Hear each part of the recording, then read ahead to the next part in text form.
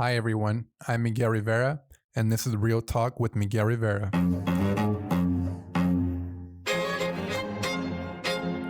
You're listening to Real Talk with Miguel Rivera, a podcast that inspires individuals to connect, build community, and pursue their passion. My name is Miguel Rivera, and I'm an educator, community advocate, and executive director of Dream Big Project. And I'm sitting down with passionate and inspiring individuals to talk about their stories, the lessons they've learned, and how they're making an impact.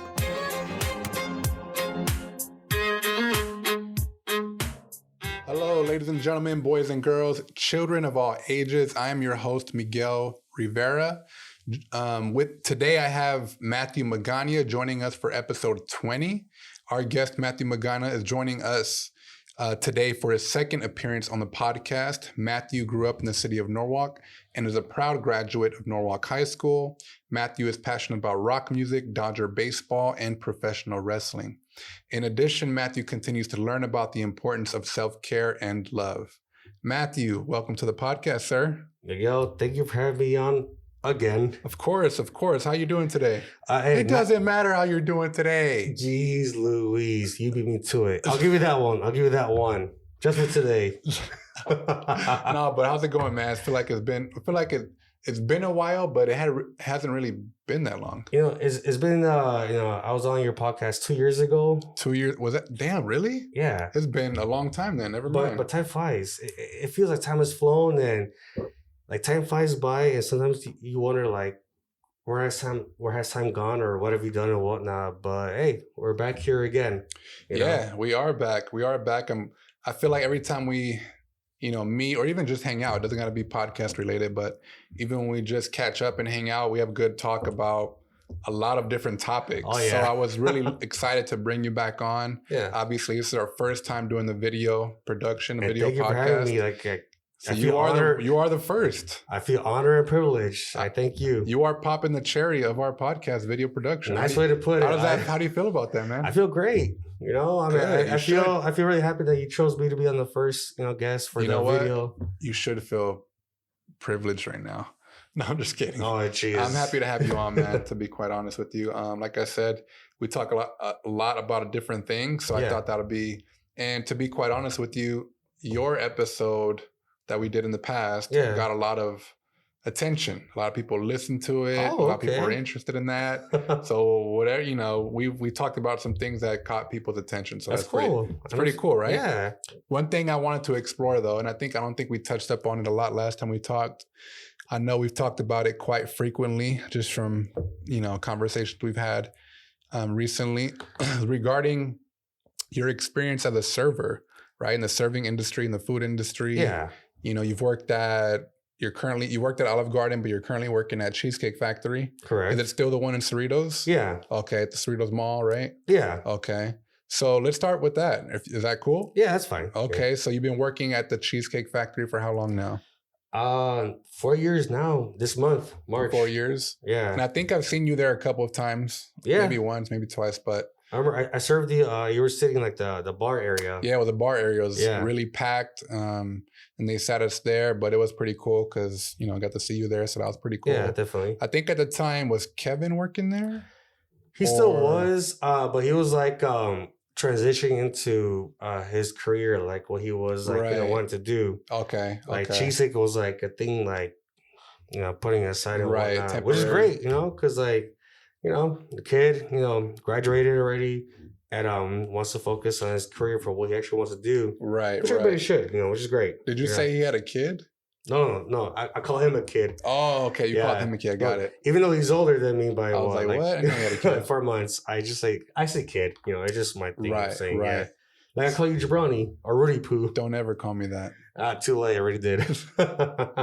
No, but what's your experience been like there, man? Just as a server, just overall? Well, at Cheesecake Factory, it's been like a roller coaster.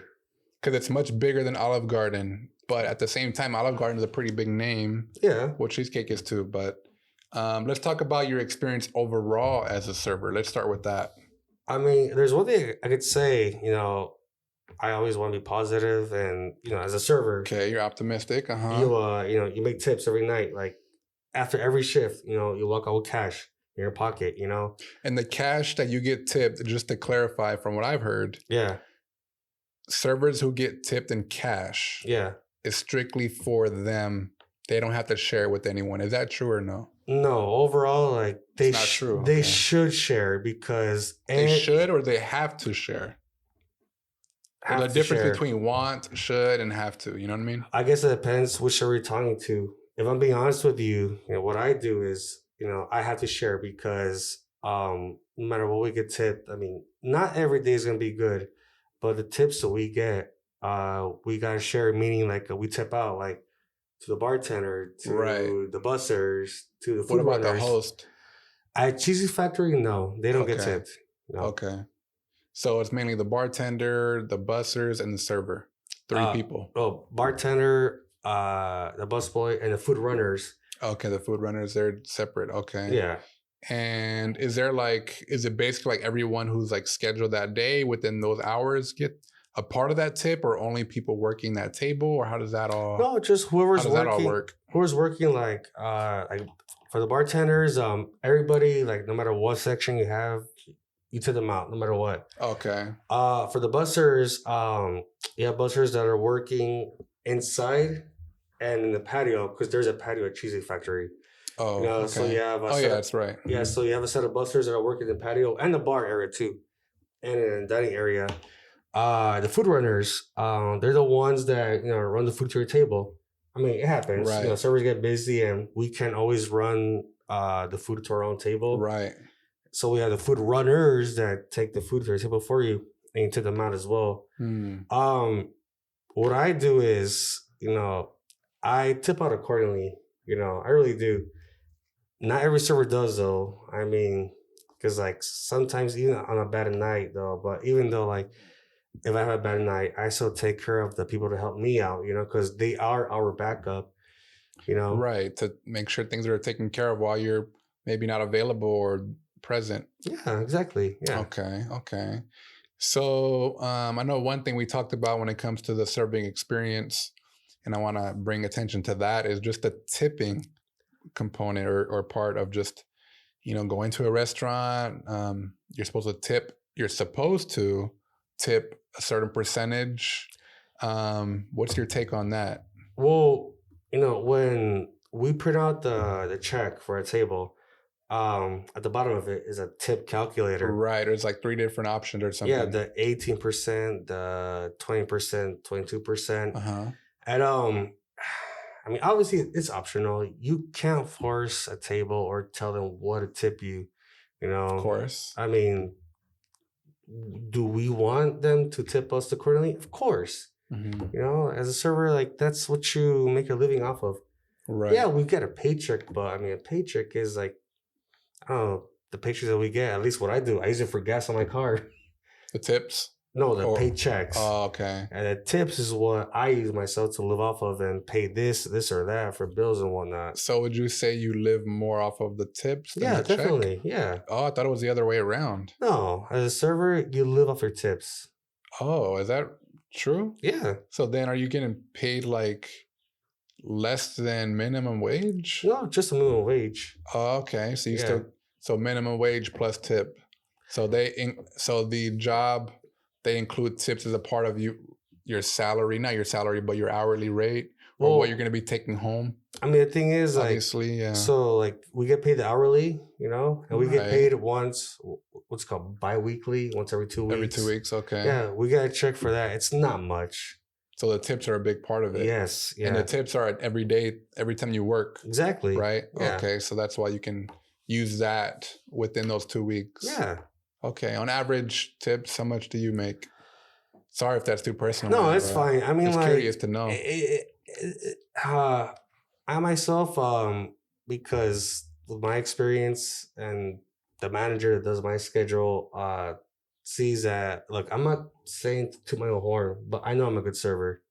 You are a good server. Even when I'm experienced. Even when I am slammed, like And believe me, I have been slammed many times. And you mean slammed by like super busy? Super busy, where I'm like running around like a chicken without its head. But you don't want. Sheesh. But somehow I just get it done. And of course, like every now and then I ask for help. You know, I'm only human. Like sometimes. What do you ask when you need help? Other servers. Okay. Yeah. What do they do to help you out? I'll ask them like, hey, can you go to a bar and run my drinks for me, like the cocktails or lemonades there, or get bread for a table, or get a refill, like anything really. Are there certain people you would ask, like people who are not as busy as you? And how do you know if they're not as busy as you? I know who to ask. Okay. So you have those people you're cool with maybe that you could check in with, or? Me, myself, I get along with everybody, but I know like when it comes to like when I need help, like I know who to ask. If that makes any sense. No, that makes sense. Because there are some people, some servers that, and it sucks, but it's the truth, you know. If you ask any server too, some servers are just like kind of out for themselves, and it sucks, you know. Yeah, it's like you have a team. Yeah, but there are people who are just looking out for themselves that are not about the team. Yeah, I mean, it is true. It sucks. It's a shitty truth, but it is the truth. Yeah, I mean, I get it. Yeah, but I mean, essentially, you want to be around people who, of course, or help one another. And, yeah, definitely. Would you say you have so from cheesecake to Olive Garden, what were some differences and similarities from your experience? Well, is it better to work at one of the restaurants than the other, or are they pretty much the same? It's better to work at Cheesecake Factory, but Cheesecake Factory will kick your ass. But you can make good money. At Olive Garden, you only had max 3 tables because they have the unlimited soup and salad and refills and whatnot. Right. So they limit the service just 3 tables because the company, or however you want to put it, thinks like, oh, it's all they could handle. At Cheesecake Factory, the only refills that they have is bread and drinks, and that's it. That's true. And I've had, because like I said, the managers trust me and they give me good sections. I've had, like, for example, last night, I had a section, a whole row, 7 tables. Oh, wow. Mostly used for, like, big parties, 8 or more. I took a party of 15 people by myself. Oh, wow. Yeah. So within those 7 tables, there were 15 people combined? Yeah, like, is that what you're saying? Yeah, like you could put like 3 tables together for 15. Oh, okay. And another for me, like a 4. Or however the host set it up and whatnot. Right. Like, I'm just a server. Like, I just look on and be like, okay, I got set this table and whatnot. Go, boom, hit it. It's always been interesting for me when I'm at a restaurant. I always think about, or I'm not think about, maybe just observe the service, customer service, the servers themselves, right? Yeah. Because I've always thought like just kind of the logistics behind everything. Yeah. So do you remember what people ordered at certain tables? Like when you bring the food out, the people at that table, is it you remembering who ordered what, or how do you recognize that? No, I do, because at least at Cheesecake Factory, they focus on, like, when you take order, do it by seat number. Okay. So like seat number within the one table? Yeah. Okay. So like, let's say, this table that we're sitting at right here, right? Okay. Mm-hmm. Let's say it's full of 8 people. Okay. Uh-huh. And this chair right here, that's me, the server, take your order. Oh, okay. Do you always come at the table do you plan on coming out a certain way? Yeah, no. Okay. I always do, yeah. Okay. I always go like, if there's somebody sitting, you won't go, like, I won't, yeah. Right. But like, example, like this right here, like this table, let's say sits 8, and I'm a server right here that had a table. When I start taking your order, at least for the food, for drinks, I just take it as it is. But for the food, I do by seat numbers. So me, the server right here that had a table, to my left, which would be right here, seat 1 right here, 2, 3, 4, and so forth. Makes it easier because, like I said, we have food runners, and when they see the screen, I take it from a table to run the food, they will know where to go. Like, I for sure will know. Mm-hmm. But like the food runner will also know where to drop that plate off when they see on the screen. So is that a natural way to look at the table? Yeah. Like what? It's like, call it like a pivot point where you start right there, Oh, okay. Got it. Is that something you learn like in your training type thing, or how do they let you know this is standard, this is how we go about it, or they emphasize it or are more strict on at Cheesecake Factory? At Olive Garden, not really. So at Olive Garden, you would remember on your own? No, at Olive Garden, or how does that? I took a lot of shortcuts. Oh, you did? Because what kind of shortcuts? What do you mean? Like I wouldn't put seat numbers. I wouldn't care. Like I would just. I was there for 7 years. And I've seen you a few times there, actually, I think. Yeah, at Olive Garden, I was there for 7 years. And I mean, it was a good run there. It was my first job, like something you don't forget. They gave me the chance, when I was 18. But it just comes to a point where you're just, over it. Yeah. So what was it that caused you to be over it and move on to another place? Because you stick to serving. Yeah. So what was it that caused you to move? So while I was at Olive Garden, in September of 2016, I was still at Olive Garden, but I got a second job working at this place. It was called Green Olive. Now it's known is that the one in Downey? Yeah, the Mediterranean. By the movie theater? Yeah. I think I've seen you there before, too. Yeah. Hey, you see me everywhere, bro. I know. I'm like, man, I'm just following you naturally. Nah, your bald-headed candy ass is just following me everywhere. Don't ever talk to me that way. Hey, Stone Rudy Poo. But, yeah. Hey, nice shirt, 25 cents. Hey, don't diss Lincoln Park. No, I like Lincoln Park. But yeah, Olive, what is it called? Olive oil? What was it? When I started working there in September 2016, it was called Green Olive. Over time, I think I forgot 1 month in 2018, it changed to the Olive Resto Bar. Restaurant bar, yeah. And I worked there. Almost sounds like the Olive Wrestling Bar. You'd have been excited about that. A wrestling bar. That would have been great. The owner was such a... I remember you telling me about the owner, how he gave you less hours or he did something that was like he was just not cool. He was just like, okay, for example, Gordon Ramsay, you see videos. I mean, even if you don't watch the shows, like was it Hell's Kitchen or whatever it is, I'm pretty sure YouTube, you find videos where he's cursing at the staff. Like, he's pretty wild. On TV, it's bleeping, obviously. Right. On YouTube, maybe you find some uncensored shit and you can hear all he says. That's how the owner was to us. Like Gordon Ramsay? I mean, talking smack, or just talking smack, and but the thing is, at least I would fight for no reason. Like he would mistreat his employees a lot, and I don't know what he had against me. I mean, look, I'll be honest with you, man. Like I don't have for example, any friction or conflict with anybody. If there's anybody that I've had drama with or dealt with, it's my parents. Because they're disappointed in this or that, a mistake that I made, because that's your parents. Right. Friends sometimes too, but for the most part, I know I get along with everybody I work with or I'm around, Right, you're a likable person. Easygoing, easy to get along with. I'm not one to cause trouble for you, or do anything to, I don't know, I don't bring any negative energy towards you. That's just me. Okay. People want to call it BS, whatever, go ahead. But I'm just being honest. It's just not the way I am.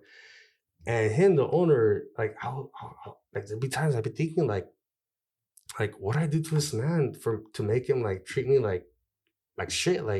What? Because I get along with everybody I work with? He was just hating on you or what? It seemed like it. How long were you working there for?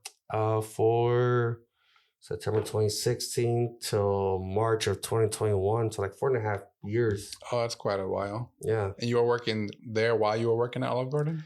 So when I first got the job at the Olive Resto Bar, I was at Olive Garden for some time. Then I quit Olive Garden. And from late 2017 to all of 2018, I was just working at the Olive. And then starting in March of 2019, I got the job at Cheesecake Factory, and I did both jobs for a while. Damn, how was that? It was pretty tedious. Were you able to manage it, or was it tough to manage two jobs? No, I was able to manage it. Okay. I mean, I'm single, no kids, just working to get single by. And ready to mingle. Hey, you hear that? You hear that, ladies and gentlemen? Single and ready to mingle. Oh, he beat me to it. But yeah, I was able to manage it. I mean, it was pretty exhausting at times, but I managed, I did. And the income was nice. I mean, not gonna lie about that. But yeah, eventually, Olive let me go back in March of 2021. And since then, I've just been at Cheesecake Factory, just having one job and, still there. So going back to the tipping conversation, what's the recommended percentage that people should tip? And what's your experience like been with people meeting that percentage or tipping it in general? Well, so at least at Cheesecake Factory, I do actually see it like a lot more often when I go out to eat. The server brings you a check, right? The receipt. Right. Mm-hmm. And then it has everything. There's like options, like 18 or 15%, 20%, so on. Right. Yeah. And it like when you read a check, it's like, oh, this is recommended tip, but it's not imposed. Like they don't add it to a check. It's just a tip calculator, to like recommend like, hey, you want to tip this much, that much, that much. Obviously, people see it, Yeah, but they don't. But it doesn't mean that they'll always tip that much. Like, okay, I'll give you an example. Last night, I worked a double. Okay, I do work doubles at Cheesecake Factory on the weekends, like on a Saturday or Sunday. And my AM shift from 10:50 till 4, I did pretty well. Mm-hmm. Did pretty well. My PM shift started off good. And I was like, all right, good, I make this money. Hey, WrestleMania, here I come, That's right. Are you going? I'm leaning towards it. Go? Yeah. Dude, you should go. I mean, not trying to go off topic, but it's in town, right? It's in LA? SoFi. Dude. Whose house? You should go. I don't know about that, but yeah, anyways. So I was busting my ass off, and I remember the last round that I got, probably we close at 11 on the weekends. I got set these 3 tables like around 9:30. Mm-hmm. Table of 6, another table of 6, and a table of 5. Those 3 tables combined, like their checks combined, like probably like a good $650.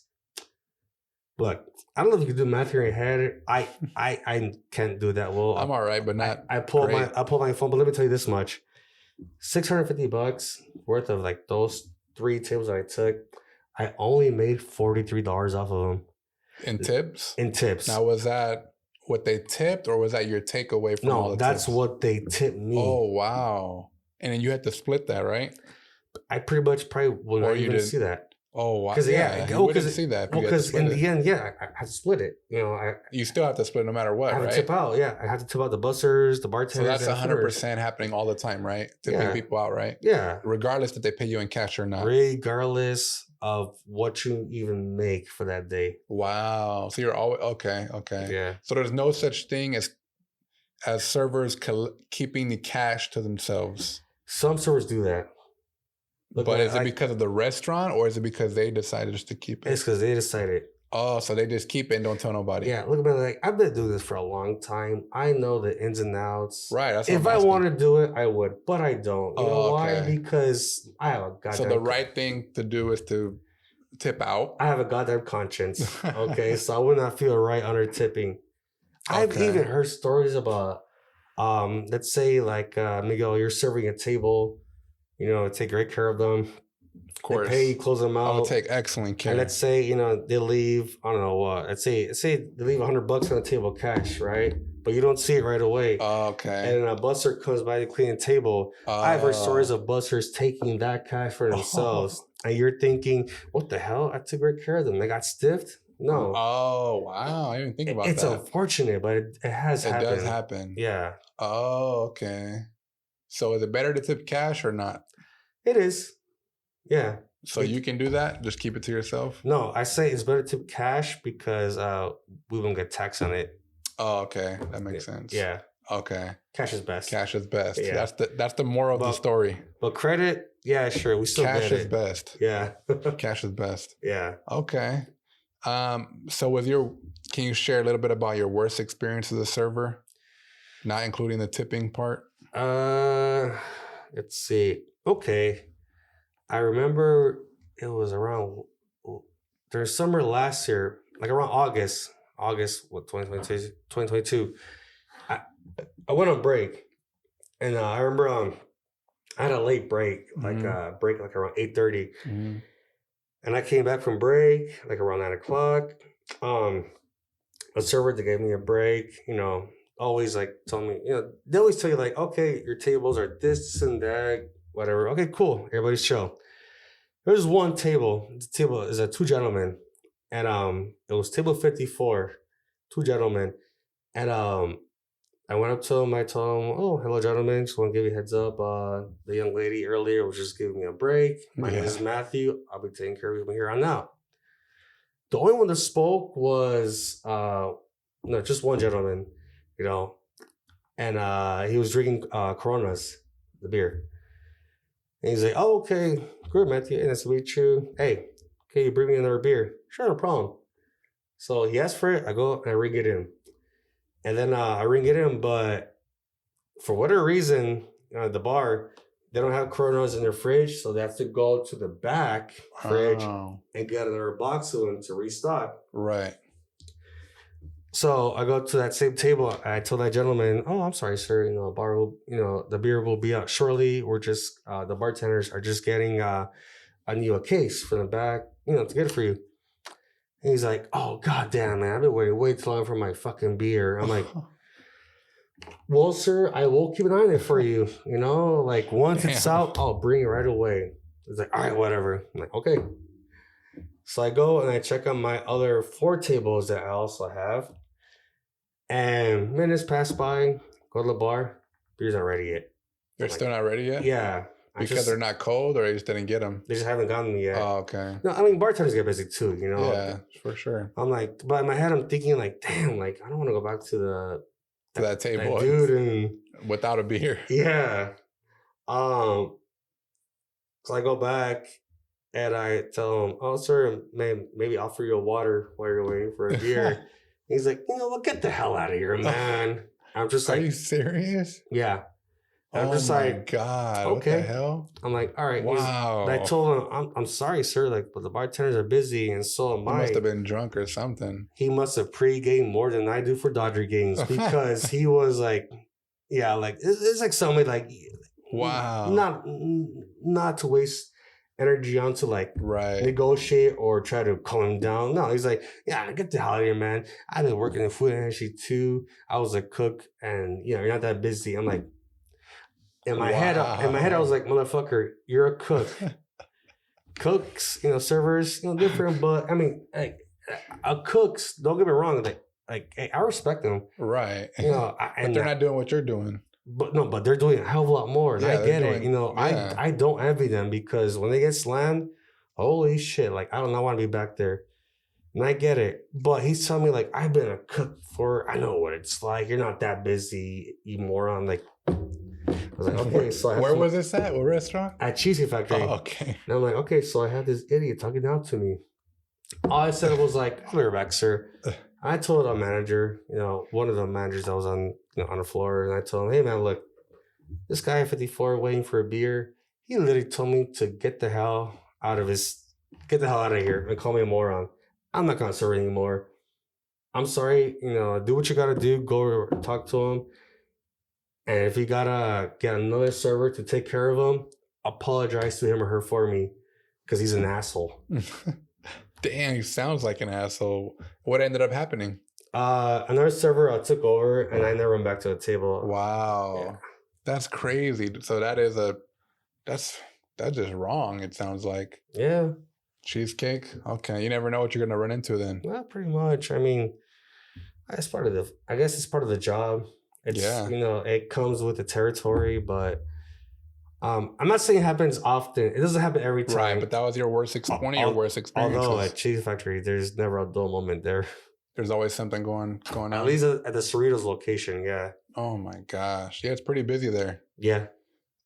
So tipping, going back to that real quick, do you think there should be like no matter of the service, no matter how many people, is there like a set percentage or amount to tip, you think? Well, for sure, Well, when you have a table of 8 or more, we add the tip. Right, that's like everywhere. That's like, okay. Unfortunately, like I mentioned earlier, some people take it off. I didn't even know that. I didn't even know people could take it off. Yeah, I thought okay. Yeah. So it could be taken off if they request to take it off? Yeah, like, the 18% when there's a table of 8 or more. But for other tables, I mean, look, this is what I say. You come in a big group, okay? You come in a big group, or maybe not even a big group, but you come out and you spend X amount of $100, okay, on whatever, food, drinks, appetizers. I've seen people order left and right whatever the hell they want. You haven't. It's like you have the mentality. You come out and okay, you have a great time. You spend that much, okay, but who's bringing you all that stuff? Who's taking the plates out of your your table?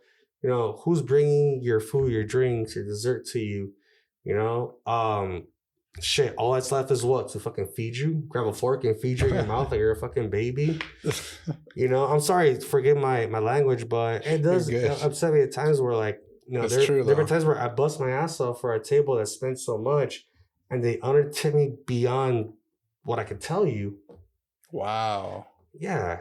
Damn. Yeah. Okay. So there are times where you're working your tail off, you're doing great service, but you don't get tipped. Yeah. At all or very little. And it happens, to get stiff. Okay. Is there a percentage you think that people should be tipping right now? Start at 18%, man. At 18? Yeah. Is there a reason why 18? Well, I say, especially for like large tables, right. Well, what if it's just a regular table, like 4 people? Still, do it. Okay. Tip accordingly. Right. Because the thing is, like, okay, look, man. Obviously, because I'm a server, when I go out to eat, and I go out to eat, on my own. I'll be honest with you, because it's just me, like what I do. Restaurants, okay. Yeah. I do my own thing. I treat myself. Cool. Love myself. Do what I want to do. That's self-care, right? And that exactly. love. Hell yeah. That's important, man. And when I pay, obviously I pay for my tab, and I tip accordingly. Maybe a little more. Like I will never ever stiff a server. And I will never under tip at all because I know like what it's like, that grind. Even thankfully, my mom, knows what it's like because she's told me ever since I got a serving job. She tells me that when she's gone out to eat, she the server that takes care of her and my dad or where she's with. She tells me that when she sees a server, she thinks of me. She's like, tip him accordingly or her accordingly. Right. Okay. So she thinks about you in that sense. Yeah. So then you think 18% is a good...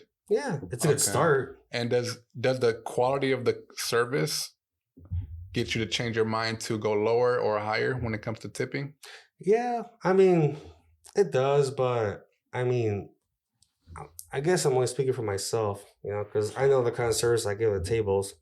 Like I know my job. I know what I got to do. I know I'm a great server. Not to toot my own horn. I don't mean sound cocky like a young Randy Orton. Are you like The Rock or the Steve Austin of serving or what? Dude, I am. Okay, honestly, I've been doing this thing for 13 years. I know what the fuck I'm doing. Right. You know exactly what's going on. Exactly, yeah. Because I always feel too when I have good customer service, the tip, like I'll tip more. Yeah. If I'm like, oh, damn, she was really good or he was really good. Like I want to take care of them, But if it's not like, really good, then I would maybe tip the minimum 18%, 15. I'd even go, I don't really go down to 15, but usually, those recommendations they provide, I usually go off of that. So I do believe in tipping. At the same time, if it's not good customer service, I'll still tip, but maybe not as much as if it was over the top type. Just know, people, if we go out to eat, be ready to tip. You want someone to take care of you, be ready to tip. If not, stay home or cook at home. Because you live off of tips. Yeah, that's why. It reminds me of that scene from Reservoir Dogs. Oh, Lord. I like Steve Buscemi as an actor, especially because of the show Boardwalk Empire. Right. But that one scene in Reservoir Dogs, I'm like, we're watching, I was like, you mother...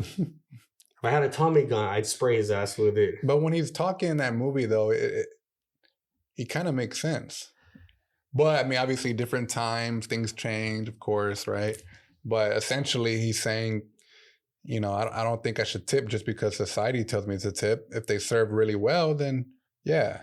But but what does Mister who is it, Brown or I don't know who it was? What did he tell him? I mean, excuse language for anyone listening. But he was right though. What did he tell him? It's like, so what tips, do you want? Do you want a tipper for her to take you to the back and suck your dick? Like, no, it's like, no, it's for the service that you get. I mean, like, they bring in their food. They take the plate at your table. They refill your drink. Like I said earlier, all that stuff is what? Freaking cut up your steak for you and feed it to you? That's true, though. Like, they're doing a lot of things that you would take care of on your own. Yeah. So if you're getting taken care of, essentially, you should probably tip the person for doing that and helping them out. Yeah. Especially if you're living off it, right? Like, it's a big part of what you depend on. Yeah, exactly. Okay. Cool, man. That's really cool. I do appreciate your service as a server. I think at the end of the day, I think it is important. I think we should tip. So I'm aware of that. So I appreciate you bringing attention to it. Dodger season's coming up. Opening day, baseball season. How are you feeling right now about that? Well, I'm always happy for baseball. Not just Dodger baseball, but the sport. It's my favorite sport. Number one. I mean, of course, I love football and basketball, but baseball is my favorite sport. I think I am over the hump of last October.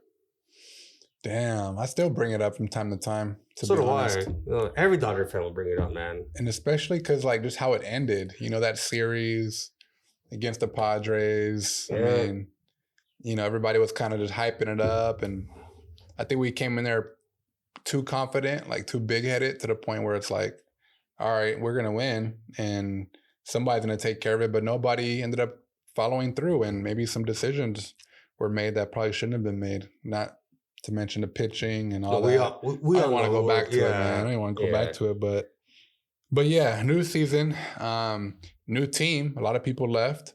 Yeah, some of our good players actually. I really, really, really wanted to keep Trey Turner. You're telling me, Sonny boy, he's a beast, bro. Bro, like on Instagram, I would always post like about him, like anything he would really do. His like it's cool, slide that he just does. I mean, they're so casual. Like, bro, if I try to do that, I would freaking. What's the muscle called? You're right. Your hamstring, your butt. No, your butt. Your glutes. Oh yeah, your glutes. Oh man, if I try to slide Trey Turner, I would tear my right glute. Dude, he does this so well. I think he's like professional. He's a great hitter too. He does everything. Dude, it's literally everything. No, probably not pitching. I don't know about that, but everything else he does. He's a streaky hitter. Like. Okay, sure. Okay, he'll go on like a 10, 11 game hit streak. Okay, one game he goes 0-4, 2-3, whatever. Hey, but then he starts it all over again. And I think last year, wasn't he like on a 20-something game win streak? He was on a streak, not win streak, hitting streak. More than once, I want to say. Yeah, he was on a streak for a while. I do believe he was. I think he was third in the majors in hits because Freddie Freeman was second. Freddie Freeman. First, I think it was Jeff McNeil. Oh, he didn't end up. Trey Turner didn't finish first? No, but he's still top 3. Yeah, he's top 3. Him and Freddie were in the top 3. Yeah, but Trey Turner had a career high in RBIs. I think he had 100 RBIs. Nice. A career high for Trey Turner. And he batted the second spot, right?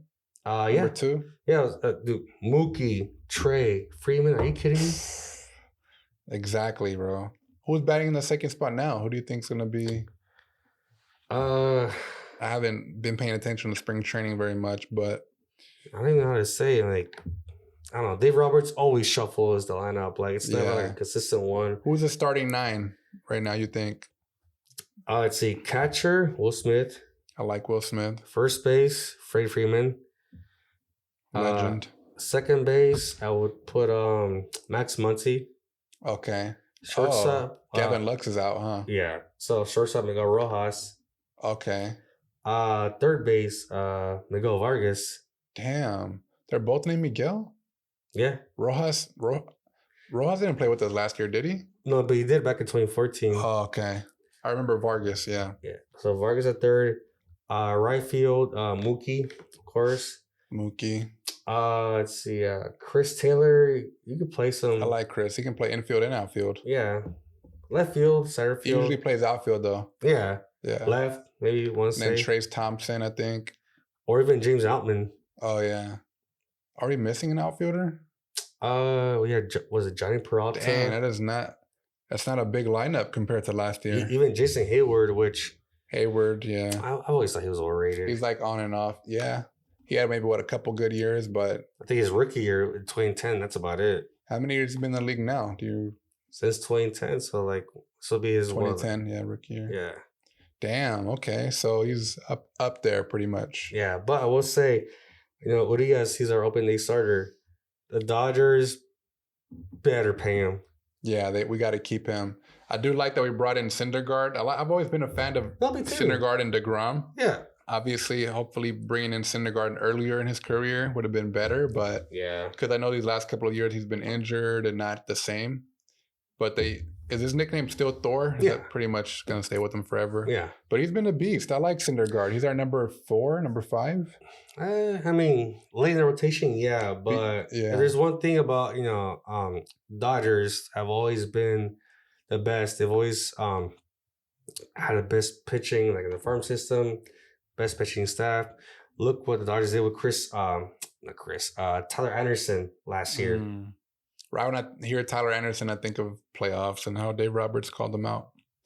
Oh, that was terrible, bro. I told myself I wouldn't go back to that, but... You brought it up. You brought his name up. Unintentionally. Damn. Don't remind me. But the Padres, damn, they're looking good. They are stacked. They're getting better. They brought in, they re-signed some people. Tatis is coming back. They signed Xander Bogaerts. Who else did they sign? They signed, they kept Juan Soto, right? Yeah. They re-signed Machado to a big deal. Yeah, Machado was, because that fucking douchebag. What he was saying, he was like, he said he was going to opt out after this season starting. Didn't he opt out though? Didn't he No, he was saying like, after this 23 season, I'm going to opt out. And that must have sparked some urgency in the Padres. And they, they threw money at him, extended him. He's going to be a Padre for life. I know from what I've heard from Padre fans that the owner of the Padres is talking about just winning now. Like they're not thinking about the future. They're talking about like right now. Well, so that's why they're keeping, bringing in these people, re-signing these people. Because right now is the time. I mean, good for them. I mean, they've never won a World Series. They've been to a World Series, but they've never won one. Damn. So they're going all out. Yeah, they really are. Damn, dude. But I'm excited for Dodger baseball in general. As you know, I got season tickets. So if you or anybody out there needs tickets, I do sell tickets. So reach out to me. I'm excited. Yeah, I'm going to challenge you to a TLC match. You hold your tickets up on the holster. Oh, dude, I'll toss you off the ladder. Don't worry about that. This table right here. Dude, this is a rock hard table. Yeah, it is. I'm telling you, those wrestling tables are props. Of course, they're like it is. Skinny as hell. Like you sit on it, it breaks. You just rest your arm like this, it'll break. Bend on there. What's your speaking of wrestling, favorite match of all time? Holy shit! Surprisingly, it's not one with The Rock. Oh, really? Yeah, I mean, I do that is a surprise.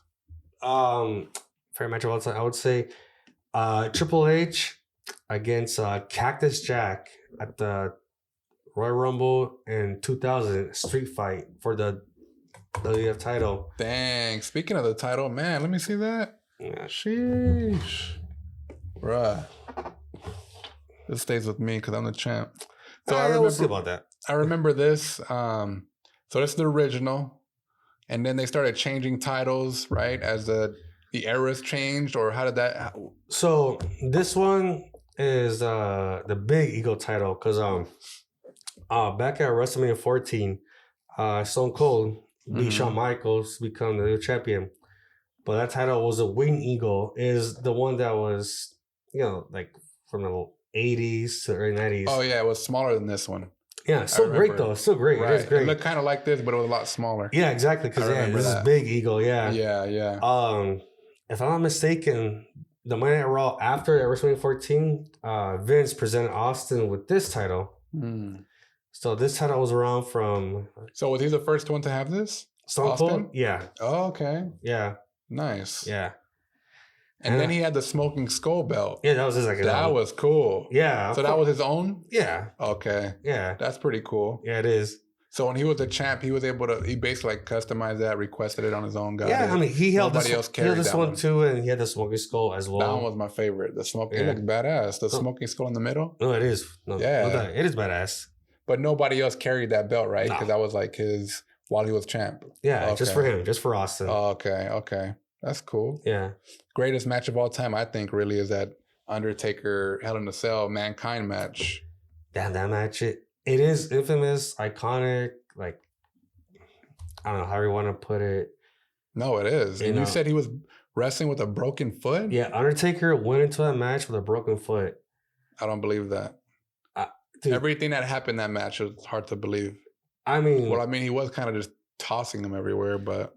Well, look, the part where Taker, he threw Mankind off the top of the cell, the infamous footage, everybody's seen it. He crushed the table. Oh my God. Good God Almighty. Good God. He's broken in half. Oh my God. That spot was planned. That was the one where he landed on the table, right? Yeah, the table. On the announcement table. And time went by, like the EMTs came out to check on Mankind.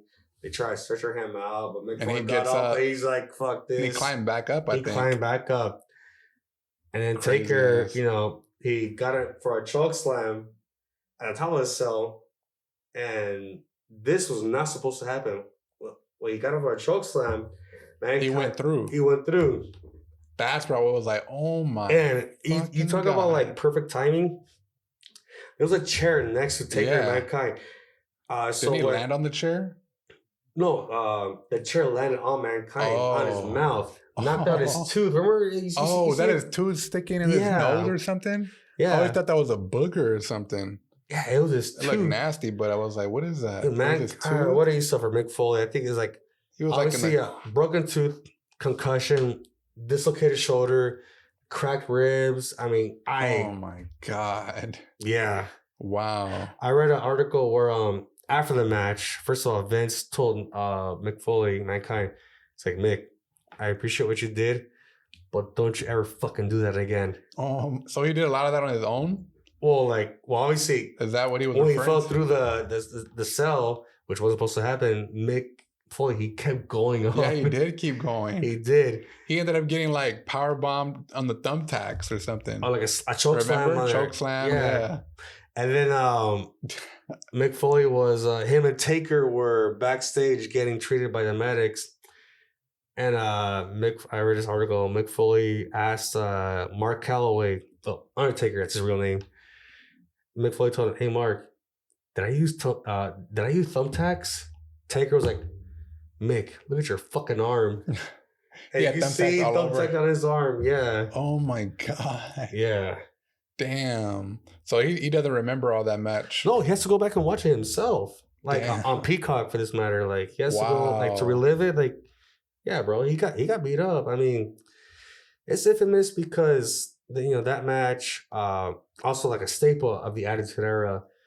It was pretty violent, and like I said, the planned spot where Taker threw him off the top of the cell. But when he got choke slam from the top, it fell through, not planned. And then on the thumbtacks after that. Yeah, it's just Mick Foley. Just kept going. Yeah. Hardcore. That's what makes him Mick Foley. Yeah. God, that's wild. Yeah. I want to ask you a couple of questions. Mm-hmm. So first question, you kind of talked about, I would assume you're doing this now, but what are you currently up to? What's going on in your life at the moment? Obviously, working. Work, right. Man, I think I have to go to WrestleMania. Oh, that's right. Next weekend. Yeah. It's 2-day event now. Yeah, night 1, night 2, yeah. I think you have to go too, but are you going to go? I'm leaning towards it. Yeah. Both nights? Yeah. What are ticket prices looking like anyways? I just say I'm gonna put it on a credit card. Oh my God. I just have to bust my ass off. Damn. But another thing too, are you trying to sit anywhere specific or it doesn't even matter? Yeah, I mean, like, I've been to SoFi just once, and it's obviously a big stadium, you know, but like, I've been to a Rams game there, but, you know, for the wrestling event, obviously, like, a lot of space, you know, from the stage, you know, takes it up, and then, I don't know. I mean, first of all, I haven't seen what the stage looks like yet, you know, like, when it comes, because, like, SoFi Stadium is normally for a football game. Right. And or a soccer game. So they're probably going to seat people on the field, but it won't be the field. It'll probably be like concrete or... No, I'm pretty sure it'll be the field, but like... or concrete, yeah. Because they can remove it, I think, and add something else from what I know. Yeah. But I'm going to try to get like at least like... okay, so, you know, where you're sitting at right across from me. Right. If anything, you know, let's say like where you're sitting at. You want to be that close to the mat, to the ring? No, like where you're sitting at, like you are the ring, right? Okay. You know, I want to sit like... from this angle, like I want to see the ring and the stage, even way far back. Oh, okay. So like squared up with the ring. Yes. Not at the turnbuckle. And if anything, I have glasses because I don't see that great from far away. I'll bring them. What are tickets going for, anyways? What prices have you seen? If you buy a 2-day pass, I see some for like maybe like $700, but for 2 days. For 2 days, okay. Yeah. I mean, it's still expensive, but I was thinking thousands. Depending on where you sit. Yeah. That's true. No, 1,000 probably like if you're like where you're sitting at and I'm the ring, you probably like reach over. Like ringside? You could probably reach over and touch a wrestler or the announcer. Would that be for 2 days, you think? No, for 2 days for 1,000, no. It'd cost more. Yeah, way more. Yeah. Because WrestleMania, so I'm thinking, I mean, that's the Super Bowl of everything. The Super Bowl of wrestling. Yeah, so, okay, that's cool. Yeah. Cool. But you see yourself going, though? Yeah, I probably should. If I don't... You should go. If I don't, part of me feels like if I don't and just watch it at home, I'll probably end up being mad at myself. Because, I mean, when are they going to be in LA again? Another 10 years, maybe? Who knows? I mean, next year, they're going to be in Philly, Citizens Bank Park, where the Phillies play. Oh, okay. Yeah. Nice. I remember, I went to a few wrestling matches just way back then. This is like WWF Attitude Era. You know, when I went with my brothers, that's how, and it was awesome. Like Raw, SmackDown. I think I gone to one pay-per-view, which is like Royal Rumble, I think, or it was a SummerSlam. I'm trying to remember, it was way back, but damn. It was awesome, dude. Like, awesome. Yeah. I remember when Undertaker would come out, everybody would bring the lighters up. Yeah. Lighters at the time. And so that was cool. Stone Cold. I mean, everything. It's awesome. It's a great experience. One thing I do remember is like the ring being so far away and looking so tiny. I'm like, damn, like you compare it to a football game or another game, you know? Like the ring, it's like, okay, it's like this tiny little ring in there and everybody's watching it. Yeah. But it's still really cool though. I remember watching like my first not just pay-per-view or WrestleMania, but with you for WrestleMania 20. Okay, yeah. It was back like March 14, 2004. That was the first pay-per-view that I watched live because like before like you know like middle school, I think, or high school. Was it high school? Yeah, no, middle school. We were in 7th grade. Damn, we go back. Oh yeah, we go back way in 7th grade. Yeah, and you invited me over to watch our WrestleMania 20, and it was. I mean, I remember watching. I was like, damn, I couldn't believe it. Like we're watching WrestleMania because usually, like I didn't have cable TV. I didn't have like satellite or pay-per-view. So if anything, I'll have to go like online, you know, to watch the results, watch the highlights or something, or wait till SmackDown, you know, because I don't have cable. But yeah, we watched with you, and I remember the opening match was a John Cena against the Big Show for the U.S. title. John Cena, you know. Damn, you have good ass memory, bro. Yeah, and then one of my favorite matches that I could watch over and over again, Eddie Guerrero, rest in peace, against Kurt Angle for the WWE Championship match. Oh, was that the match, the championship match for WrestleMania 20? No, well, the WWE title, yeah, because the main event was a World Heavyweight Championship with Triple H, Shawn Michaels, and Benoit. Oh wow! But I believe before that was Kane against Undertaker, but Taker came back as his dead man persona. Oh, okay. And before that, I believe it was Kurt and Eddie. Like, everybody loves wrestling, man. Like, you're a wrestling purist, go and watch our Eddie Guerrero against Kurt Angle. Yeah, no, I remember the Inferno match with the Undertaker. Oh yeah. I want to pull up one match on YouTube if you're cool with that. Yeah, of course. Go ahead. Let me pull this down. This is wild, dude. It's only 2 minutes long, and they start on top of the Hell in a Cell. Yeah. Oh my gosh.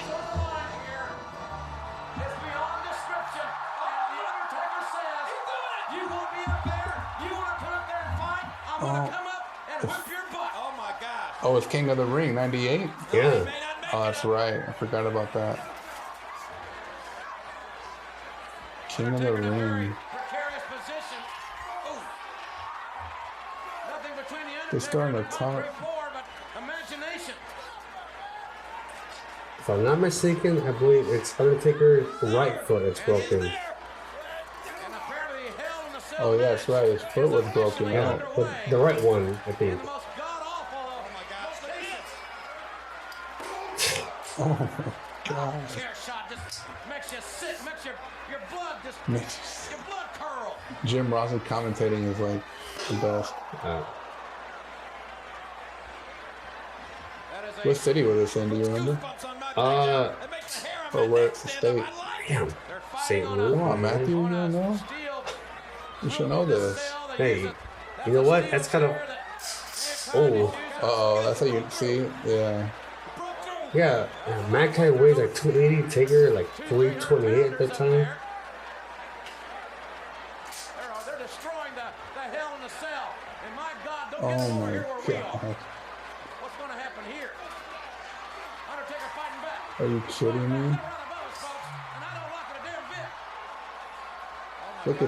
Look at, oh my. Oh my God. You hear Jim Ross? Oh my God. I remember seeing this live, like, what the? No way. Dude, that's. It is. Hey, I mean, I don't understand. First of all, I hope Vince paid Mick Foley. He better get him a bonus or a raise or something. That is, my goodness. That was the beginning of the match. Yes. Like not even 5 minutes in. No, it's literally 2 minutes. That's wild. Good and Lord. The stretcher comes out, the paramedics come out. He gets off of the stretcher and climbs back up. Yeah. And meets him back on top of the cage. Yes. Yeah, that was wild, bro. And then he gets thrown through the cage. Which was not supposed to happen. And then choke slammed on top of nails or thumbtacks. Oh my God. Yeah. Ridiculous, bro. That's my favorite match of all time. Hey, Mark, did we use thumbtacks? Mick, look at your fucking arm. Oh, man. But WrestleMania, though. Any idea if any... Because I know they like to bring out a lot of wrestlers from the past. Yeah. Make, like, matches, anything. What's happening? Well, it was announced for night one, which will be on Saturday.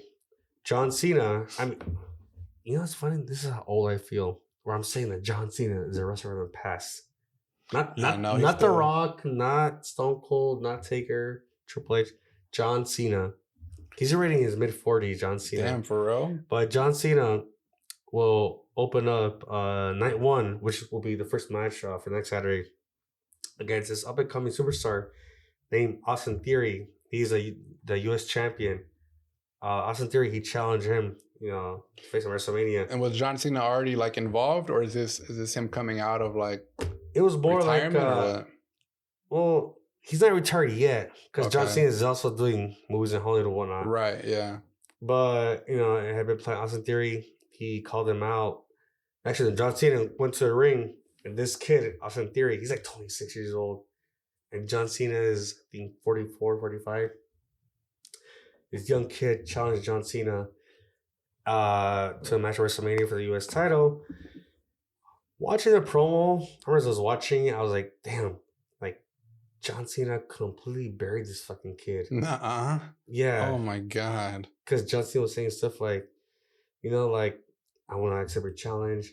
Like, you're not ready for me. What? You're not ready because every time you go out to wrestle, the production has to pipe in crowd noise for your matches. And wait, he was telling them this behind the scenes? No, on TV. Oh, wow. And I was just like, damn, like, it's like, damn, I wonder John. if they really do that. I don't know. He's probably just, I was like, damn, John, go easy on the kid, man. Damn, okay. So they're wrestling WrestleMania. Yeah. That's one of the bigger matches. Who else? Any other big names?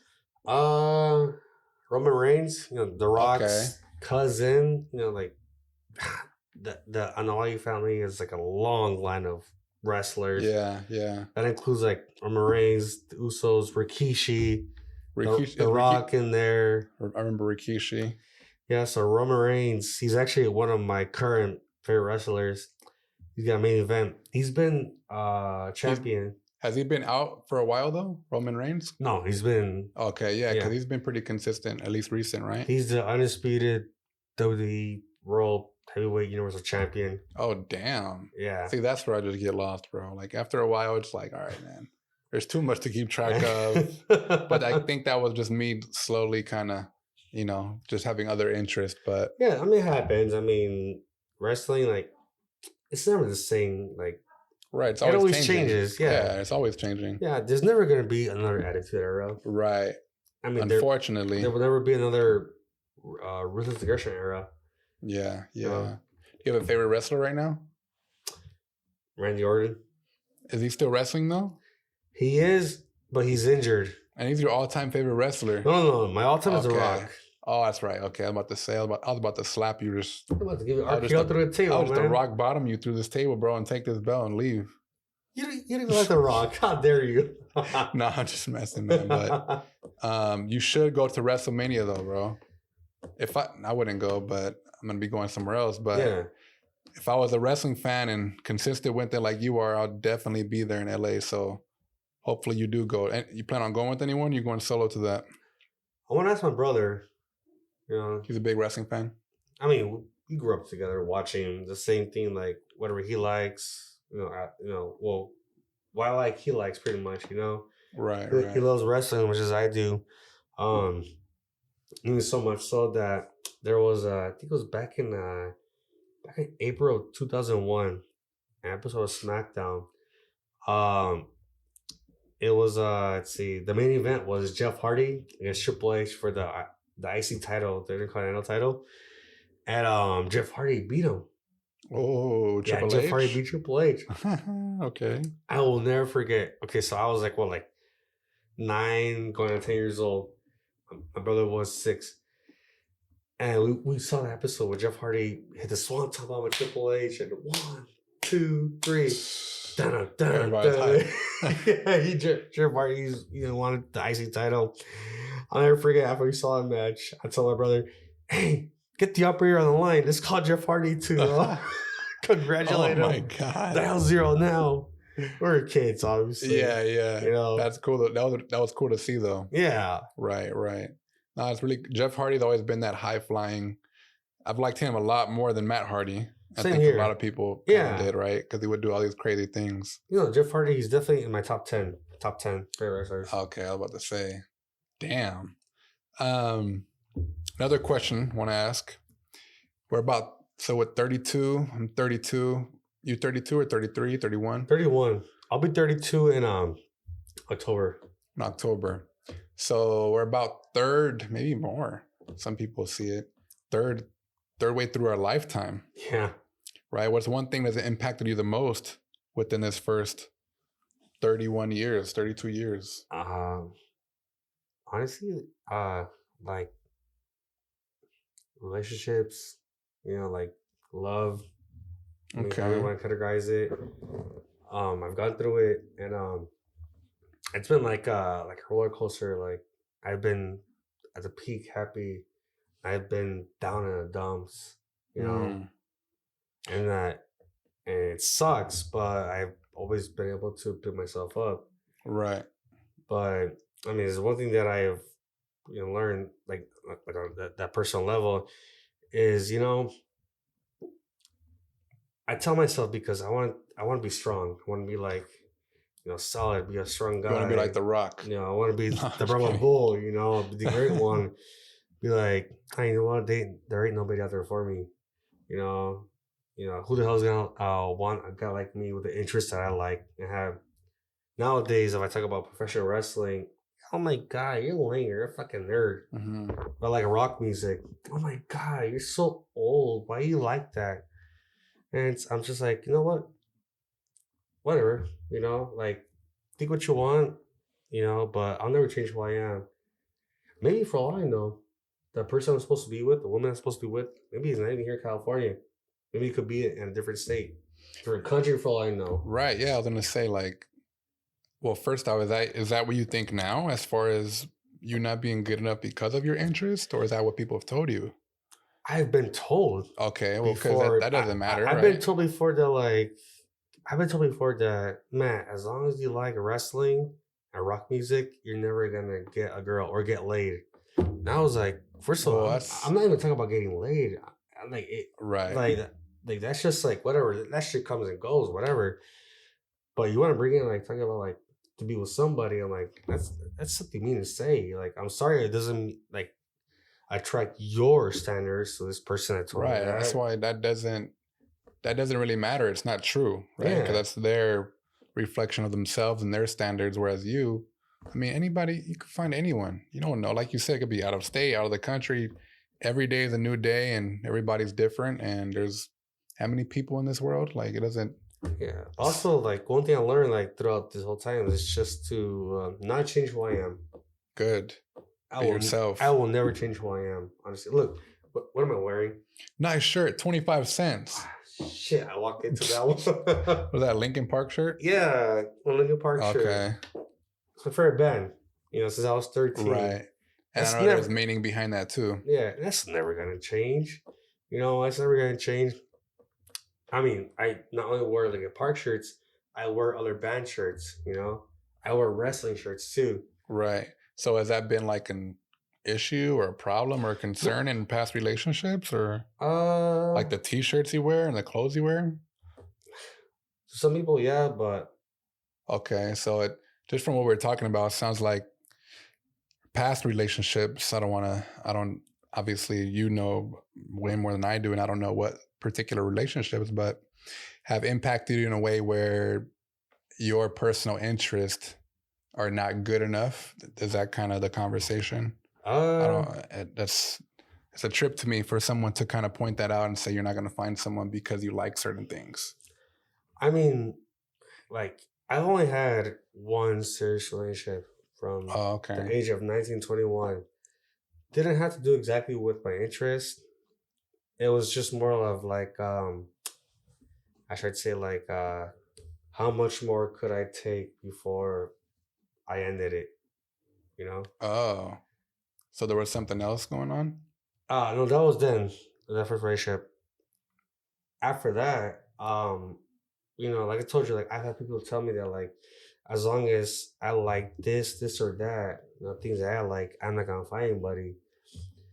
And like that's what I said, like, you know, I mean, okay, I guess that's your opinion, but that's not a very nice thing to say. Like, right. You know, like, why would you say that? You know, like, I'm sorry that I don't like or take interest in things that are trending or that I don't dress in ways that people do nowadays. You know, I'm just being myself. I'm just me. That's not going to change. Mm-hmm. You know, that'll never change. And then, so then it ended because of those things, or was there another reason that came up, or what happened? No, for my last relationship, I ended it not because of my interest. Oh, okay, so you ended it. Yeah, but because, for example, you know, let's say somebody hurts you in a way, right? One way, but over and over and over again. That same matter. And you forgive and forgive and forgive. How much more are you going to take? Not a lot more, I hope. That's what happened with me. How long were you in that relationship for? 2 years. Okay. There's a lot of things going on within that time. Yeah. A lot. Are you still friends with that person, or how's... No. No. Forget about it, dude. It was pretty bad? Yeah. We don't got to talk about it if you don't want to. It sounds it's fine. like... No, it's just like, I mean, it's not a 2 minute horn me saying, oh, I ended it. No, I ended it because I couldn't take it anymore. I couldn't take the abuse anymore, you know? It was so toxic. I didn't want to do that anymore. I put up with it for, I guess, 2 years I'll never get back for my life. You know, if I came to realize like, no, like fuck this, I'm not gonna take this shit anymore. Was it like verbal abuse or? Yeah. Oh, okay. Wow. Sorry I had to go through that, man. I mean, I guess it's cliche, but hey, shit happens. Life happens, right? I mean, for the best that, I mean, it happened sooner rather than later. So you could. When I was 21, from 19 to 21. Was that the last relationship you were in? Yeah. Okay. Most serious, official one, yeah. Okay. Yeah. All right. Another question. Yeah. I want to bring up. We've been friends since middle school, but the majority of people don't remain close friends for that long. True. Right. Why do you think we're able to maintain our friendship and just kind of keep close for this amount of time? Well, because you know, like I guess you could also attribute to social media. Yeah, in 7th grade. Sorry, I didn't mean to cut you off, but yeah, 7th grade, right? Yeah. I remember when I first moved to Norwalk. Yeah. Was in the 6th grade or like right before that started. And I gave you RKO on your doorstep and I showed you who your daddy was. Yeah, right. I'm about to smack you. No, and then went to Corvallis, right? Didn't really know anyone, 6th grade. Maybe a couple people, but not really developed those friendships quite yet until the 7th grade. 7th grade. Yeah. And that's when we met. Yeah. Okay. And that's when I stunnered you in front of the entire school. Oh, yeah. And I got right back up and gave you a rock bottom through a table, the teacher's desk, actually. Yeah, right. How do we meet anyways? 7th grade, Miss Olsen's class. Yeah, but whose class? Miss Olsen. Oh, okay. So it was in the classroom. Okay. Yeah, it was you, Sean Duvall, myself. We were in there. Sean, I remember Sean. I haven't talked to him in a while. Well, even afterwards, like obviously we graduated in 2009. You know, class of 2009. Yeah. I saw you a couple of times at Cerritos, you know, before you transferred to Cal State Dominguez Hills. Yep. Oh yeah. Uh-huh.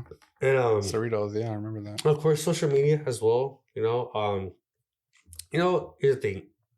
Social media, Facebook, Snapchat, Instagram, Twitter, whatever it is, you will always find, at least I did as well, I'm pretty sure you have, like people that you knew in high school, middle school, and you add them, right? You add them, and you see what they're up to, okay? Oh, wow. Damn, you got married. Holy shit. You had a baby? Damn. Like, damn, you got 4 babies? Okay. 4 babies at 22? Holy shit. I have none. You know? But, you know, social media, like, you follow these people and add them and whatnot. Some people think, like, oh, the more followers I have, the better. No, like, you and I, like, yes, I find your social media, but I reach out to you and you reach back to me. Right. And that's how we kept in touch. Oh, okay. I see what you mean. Yeah. So you're saying we just didn't follow each other and we're like, oh, we're still in touch. Yeah, because I follow you and I see what you're doing. Well, at least we actually communicate. Well, at least when I got my Instagram, it was back in 2013. You know, because I deactivated my Facebook. How do you remember that, bro? I don't even remember. I have a great memory, bro. You do have a good ass memory. Not a great memory, freaking good ass memory. Because but I have a terrible memory. But like I said, we reached out to each other, and we saw each other at school too, at Cerritos. You know, right? Yeah, and like at the restaurant while you're working, and I'm just chilling there eating. Exactly. Right. It's been okay. That makes sense. Even your parents still remember me after almost 20 years. Right. Yeah. Speaking of social media, not to cut you off, but bringing that up, what do you think about that? Just like as far as obviously we use it more. It's more of like a norm now, right? Yeah. Back then, you think about high school. That wasn't even really a thought. I think Facebook was MySpace. Remember MySpace? Oh my God. I forget. They had like a top 4, top 8. Yeah. Then they came out with top 32 or some shit.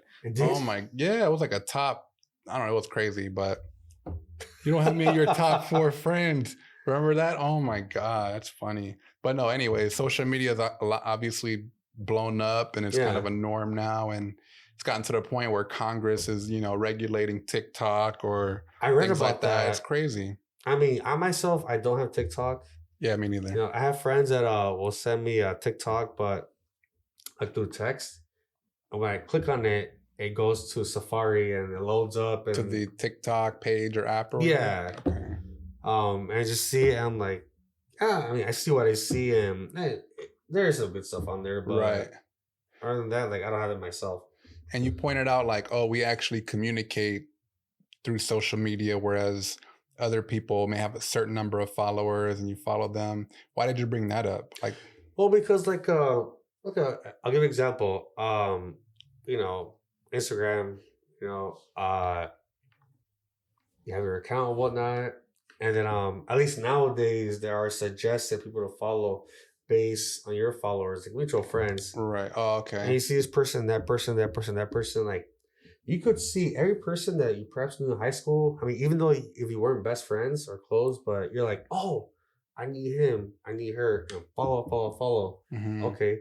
But you follow just for what? Just so you can follow back and have more followers on your account. Whereas like you and I, like I see your page, I reach out to you. Hey, it's your birthday. Hey, Miguel, happy birthday. You double, your bald head, double sending Kenny ass of yours. Happy birthday to you. Don't ever talk to me that way, jabroni. You said it one too many times. It's gonna happen. But I reach out to you and you reach out back to me. Still communicating. Exactly. Like some people like see like people they used to know and just follow for the numbers, to get the followers. Right, which is interesting. You see just people valuing social media in different ways, obviously for different reasons. But at the same time, you see how hooked people are to their phones and social media.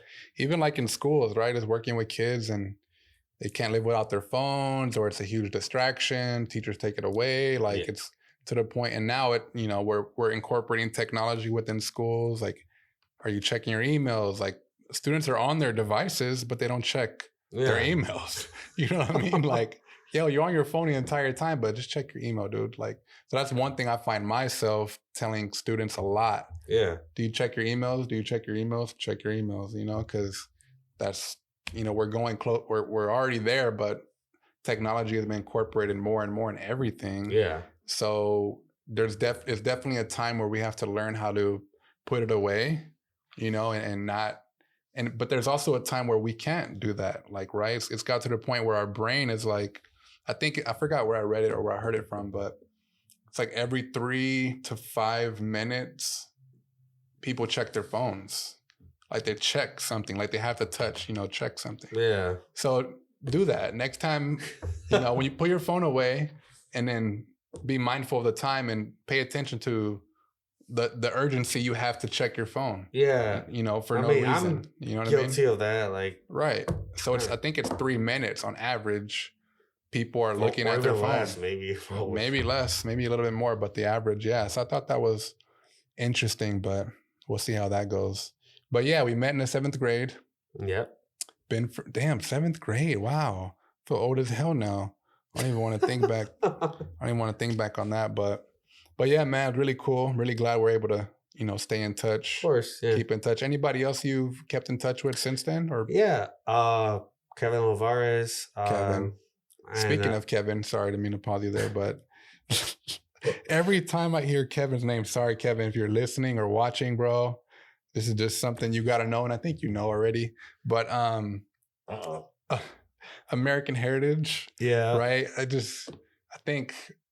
Okay, like you start. You know what, Kevin? I'll say is one thing. Thank you for waking me up when this asshole was going to mark my face with a permanent marker.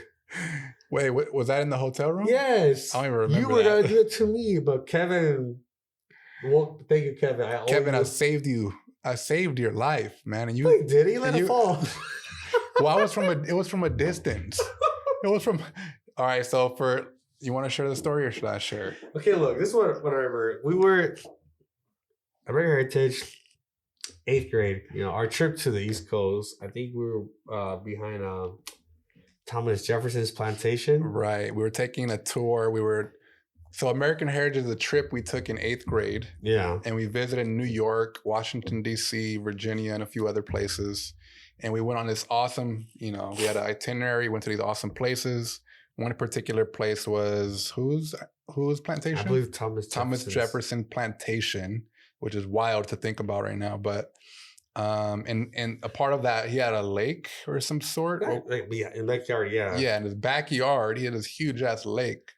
And we're walking throughout the entire plantation, learning about different things. And I remember I was talking to someone, And from a distance, I'm like looking like maybe 20 yards away from me to where Kevin is.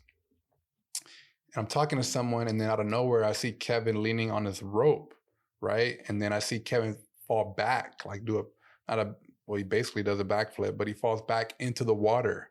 And I'm 20 yards away, and I'm like, what the hell? And then I go running over there, and then that's when I see Kevin just like doggy paddling in the water. There's like trees and branches and logs all in the water. And I'm like, oof. And I'm like, oh shit, Kevin, give me your hand. Pulling this guy out of the water. Was I the only one who pulled him out? Were you there? Or anybody else helping? Matt, I'm talking to you. We both did. Okay, so you were there too, right? Yeah, I'm just trying. I can't keep a straight face. You're telling a story. Hey, you have a good That's my perspective. I remember because it was. Look, sorry, Kevin. I mean, why would you lean over? I think he was talking to a girl. So, he was being Mr. Cool. Oh, true. It's just like leaning back and snap. Well, it was grabbing us. I mean, okay, look. Hey, it's okay. We never thought that would happen. Yes. Even though that rope was like 300 years old. Yeah, it was like dangling. Like that's a rope you look at and you're like, yo, I'm not going to sit on that rope. I mean, it wasn't a fence. I guess it wasn't a fence. Back in the day, they had just ropes instead of fences. I'm sure they replaced it. It wasn't like Thomas Jefferson's rope. It had to have been, it was a pretty old rope. It looked like it at least. But yeah, and that happened. That's a true story. True story. And also, I think I gave him my clothes too. Yeah. No, he did need to have a change of clothes. Yeah, because he was freaking drenched. Also, you idiots, Sean and Kevin, when we were the Statue of Liberty? Yeah. Oh God. You idiots, tag your fucking name on there. First of all, you say tag like we're like some professional taggers or something. All we did was write our name on a dock. On the statue. So first of all, let's clear everything up here. All right, let's not get this message because I feel like it's been communicated in a way that's been making us look like some kind of gangbangers. Yeah, I don't know, whatever. But anyway, so one of the things that we did, right? We took a tour of the Statue of Liberty, right? The Statue of Liberty is on an island. What's the name of the island? I forget. Ellis Island. Yeah, Ellis Island, really super famous. We take a boat to the island. On the way out, when we check everything afterwards, I think it was on the way out, we see the dock where we, land and the boat goes and we get dropped off or whatever. We see one of these wooden logs. I forget what it was exactly, but we see all this writing on it, different colors. It stands out. It's pretty clear that millions of people have written on this thing. And we're like, oh, cool. Who was it? Me, Sean, and Kevin, and other people? Or I don't know. Yeah, I mean, a few people, but only certain people wrote on it, right? Yeah. So anyways, we're writing our names on it because why not? There's people writing their names on it. At the time, I was like, these assholes, my roommates didn't invite me to write my name. How dare they? Hey, well, Matt's a nice guy. He plays by the rules, Mr. Nice Guy. So we're not going to invite him. I think it was more of a spontaneous thing. No, sure, it wasn't like, hey, like, let's do this. No. So anyways. What do we say, jabroni? From what we know now, one of the teachers was watching us write. Is that correct? Mr. Brown. Yeah, he was watching us write at the time. He didn't stop us. He waited till we finished. And then afterwards, we get in trouble and we have to stay in our hotel rooms and we missed out on like so many different activities. And they threatened us that we were going to get sent back home. Mm-hmm. Which I don't think they would have, but now that I'm thinking about it as an adult, like you're not gonna send these kids back in the middle of the trip. Yeah, like why? That's crazy. But you guys missed out, or did you get to go to the Lion King on Broadway? And I really want, or the Times Square picture. Yeah, and I was like, yeah, pretty bummed out about that. Now I wish I would have gone to that, but whatever. That's what happened. But so I do want to go back to New York and check it out. I have not gone back to the statue yet. I've gone to New York, but not to Ellis Island to check that out. But yeah, because of that, we missed out on so many pretty cool, fun things. And Matthew, as I'm learning for the first time ever, is sad that he wasn't a part of that experience. I felt left out. You should. No, I'm just kidding. But It was pretty cool though. I mean, the whole trip overall. But yeah, it's just like, nice to like, go out of the state and experience something different. Yeah, we did some pretty cool things. Went to Washington, D.C. Yeah. Went to an amusement park out in Virginia. Philadelphia cheesesteaks. I've gone back. I went back. I seen that on Instagram. Dude, bomb. Oh my God. Had the same thing. Bro, I remember when we went, was after we visited, I think, was it the Liberty Bell or Liberty Hall? Oh yeah, the Independence Hall. Independence Hall, yeah. And I am like, that was boring. I almost fell asleep. Dude, that was cool. For me, it was cool. Well, maybe because of weather. Because, bro, we was on a Tuesday. You, Kevin, Sean, and myself. We're all black. Okay. I don't remember that, but okay. So I wore my black, not this mini Oro shirt, but like a black Linkin Park shirt. Oh, another Linkin Park shirt? Yeah, another one. Black pants and my black shoes, and we're all black. And we get to Why did we wear all black for? We just decided on it. Oh, okay. Yeah, we're just hey, we're 20 or we're just boys, dude. Right. Okay. And we get to Independence Hall, and obviously we're walking once we get in there. But once we sit down, and the instructor was like, "This where happened," I was like, somebody woke me. I can't remember. And the Liberty Bell was across from Independence Hall. Yeah. I thought that was fascinating because of obviously the history behind it. Yeah, but I don't know. I think we have different interests. I was just bored. No, I love history, but I was just bored. But after we got to see the Declaration of Independence. Yeah. Unless it was a copy or a replica. Yeah. It was in a case, I remember. I mean, it was you that woke me up. I was like, "Hey, get up!" Like, I'm like, "Okay, let's go." Yeah, we saw the copy of the Declaration of Independence. Yeah, that was cool. But later on, we actually went to a Philly cheesesteak spot. Damn, it was bomb. Pat's Cheesesteaks or Pat's Steakhouse. You let me have the rest of your sandwich. I had a whole one with the fries, and I forgot what the hell I drank. I let you have my sandwich? The half of it, because you got full. Didn't I have like one, or I had two, I think, and then I gave you another half? Shit, well, if you had two, then you let me have remember. Whatever it was left bomb over. As hell. I don't know. I just know that I ate my sandwich, and I had whatever you gave me. It was good, dude. Hell yeah. It still is good. Yeah. And you have to order a certain way and all that. Yeah. The same thing. It's all the same. Yeah. Yeah, it's pretty cool though. Also, do you know that in Philly, because I have a buddy of mine, his dad grew up in Philadelphia. He's told me that over there, okay, so like over here in SoCal, I look at you, I'm like, "Hey, Miguel," you turn around, "Hey, what's up, bro?" Mm-hmm. In Philly, if you acknowledge or yell for somebody and say, "Hey," they won't turn around. Oh, really? But you'll be like, "Yo, Miguel." You gotta say "yo." Oh, not really? "Hey," but hey, yo. Yeah. Yo, like Rocky? Yeah. Oh, yeah. Hey, yo, exactly. Adrian. Hey, yo, Adrian. Yo, Adrian, think about a softball is. You gotta hit like this and that. Damn, you sound just like him, bro. Yeah, it was a good trip though. Yeah, it was. A lot of good experiences, memories. Yeah, man. Good time. That'd be cool to go back. Oh, I forgot about this, but you mentioned me, you, Sean, and Kevin. We stayed together, right? Yeah. We're roommates throughout the whole trip. Yeah. Remember? Say it. I like his response. He just like put his head down like. Just say it. All right, there's two things that come to mind. One was when the time, I don't know if this is one of them for you, but Sean, actually three come to mind now. So one was Sean, I was thinking in my head, this is one, I don't think you're remembering this one, but I was thinking in my head and I asked a question to myself, and Sean answered it out loud. Do you remember that?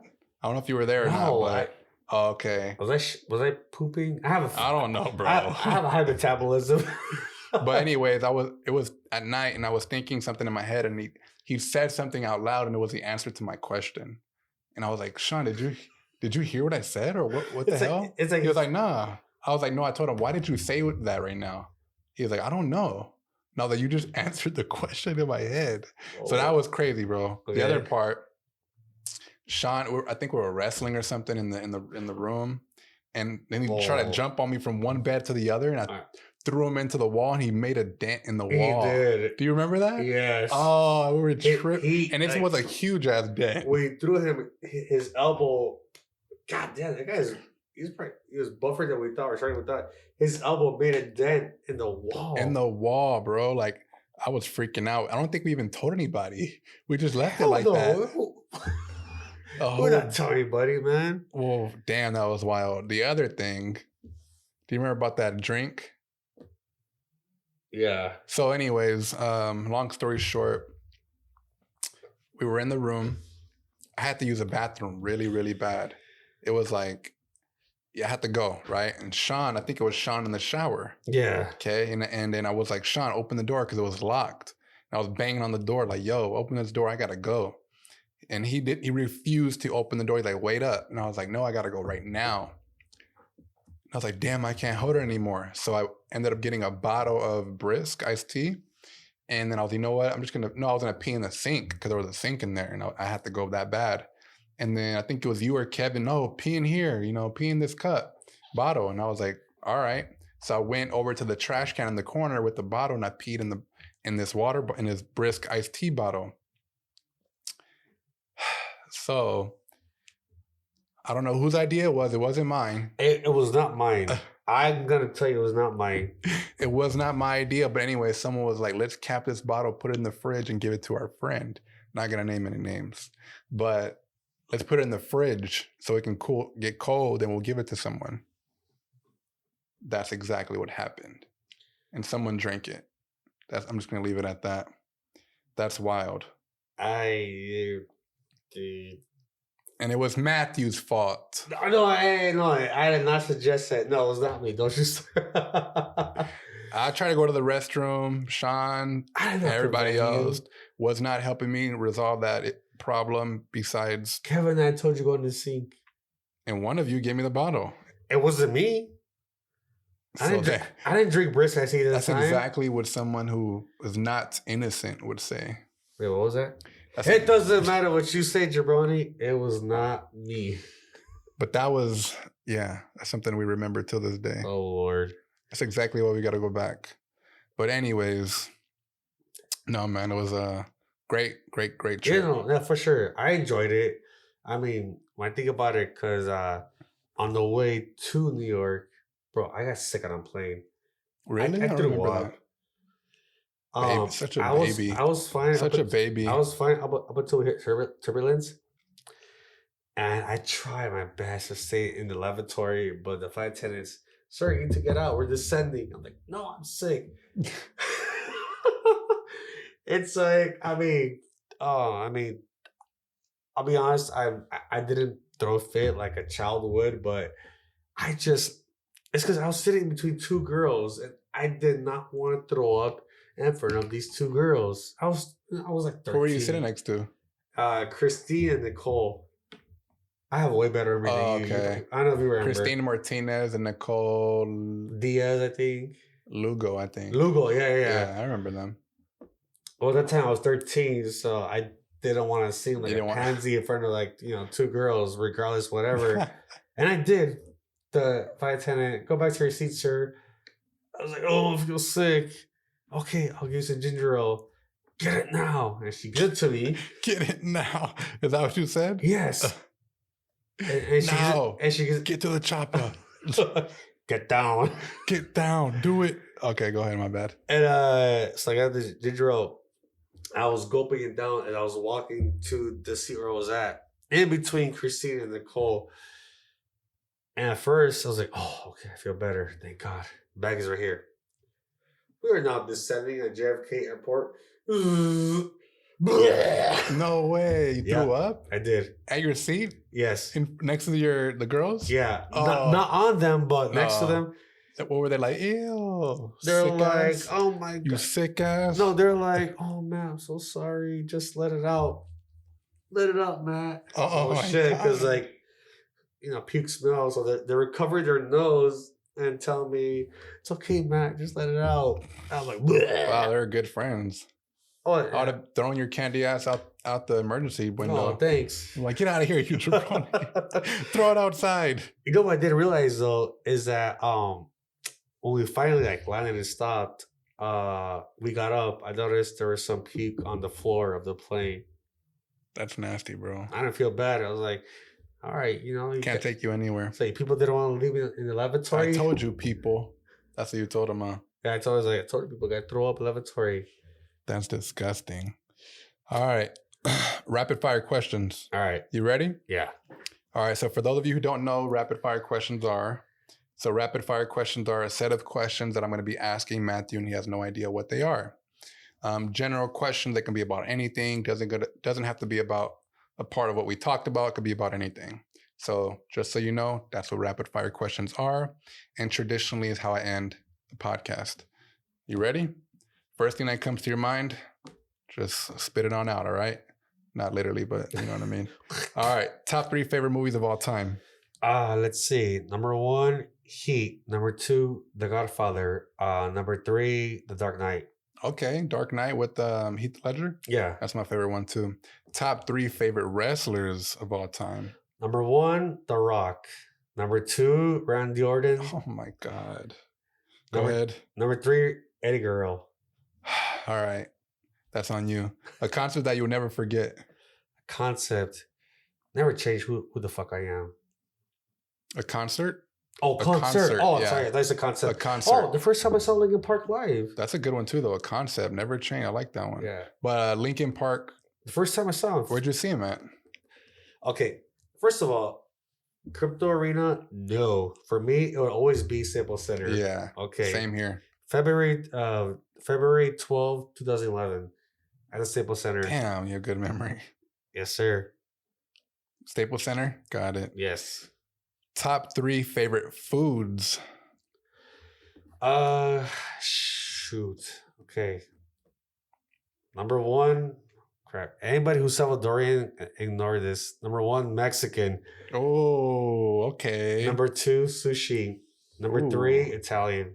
Nice. All right. I like that. But I love abusas no matter what. Salvadorian. What's one thing you are deeply grateful for right now?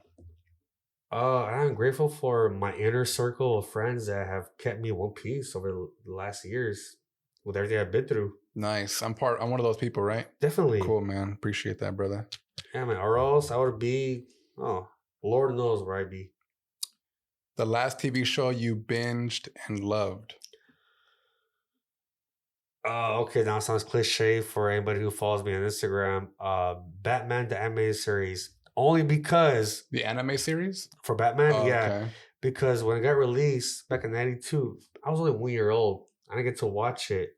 I did watch some reruns, back in the day when we were kids. But now that it's on HBO Max, I finished it. And also, rest in peace, Kevin Conroy, the voice of Batman, the animated series. Damn. Yeah. When did he die? Back in November. November? Yeah. Wow. So lastly, as we end the podcast, how can people get a hold of you if they want to connect with you? Besides going to the Cheesecake Factory. There and on my Instagram, my handle is which I'm pretty sure you'll tag it on there. Yeah, I could tag that. Yeah, Miguel will tag my Instagram handle on there. My Snapchat is the same. My phone number, if you want it, message me. Maybe I'll give it to you. All right, man. Well, ladies and gentlemen, boys and girls, I appreciate you guys tuning in. Appreciate you listening to Matt and I talk about this man's experience and our experiences overall. With that said, I want to thank you for tuning in. Thank you for your time, for your attention. And until next time, peace. Next time, who's champ? Not him. Me. Your boy. Yeah, right. All right, brother. Good show, man. That was great. Yeah, it was a really good show. Yeah. Appreciate you.